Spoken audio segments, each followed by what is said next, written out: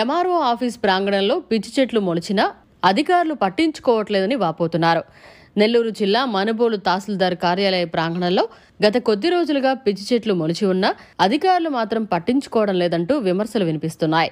ముఖ్యంగా ఈ పిచ్చి చెట్లలో పాములు తిరుగుతున్నాయంటూ లబ్ధిదారులు ఆరోపణలు చేస్తున్నారు. ప్రతిరోజు ఆఫీసు వేళల్లో మండలం నుండి ప్రజలు రాకపోకలు సాగిస్తుంటారు.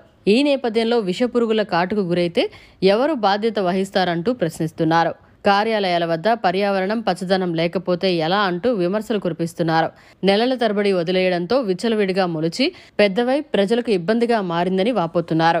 పంచాయతీ అధికారులు కూడా పట్టించుకోకపోవడంతో మీడియా ముందుకొచ్చినట్లు తెలిపారు. పిచ్చి చెట్లను తొలగించి పరిశుభ్ర వాతావరణాన్ని కల్పించాలని కోరారు. మన మనుబోలు మండల కార్యాలయం చుట్టూ దాని పక్కనే ఉన్నటువంటి సచివాలయం చుట్టూ అనేకమైనటువంటి కంప తుక్కు చెట్లు పట్టి అపరిశుభ్రంగా తయారై ఉన్నాయి. ఆ యొక్క కంప చెట్ల వల్ల తుక్కు చెట్ల వల్ల పొదల్లో నుంచి నాగుపాములు వస్తూ ఉన్నాయి. ఎవరన్నా ప్రయాణికులు అనేక మంది ప్రజలు ఆ యొక్క మండల కార్యాలయానికి అదేవిధంగా సచివాలయానికి సమస్యల మీద అక్కడికి అనేక మంది వస్తూ ఉన్నారు. వాళ్ళకి ఏదైనా అర్జెంటుగా పాస్ వచ్చి ఆ తుక్కు చెట్టల్లోకి పోతే ఆ పాములు చూసి భయభ్రాంతులకు గురవుతూ ఉన్నారు.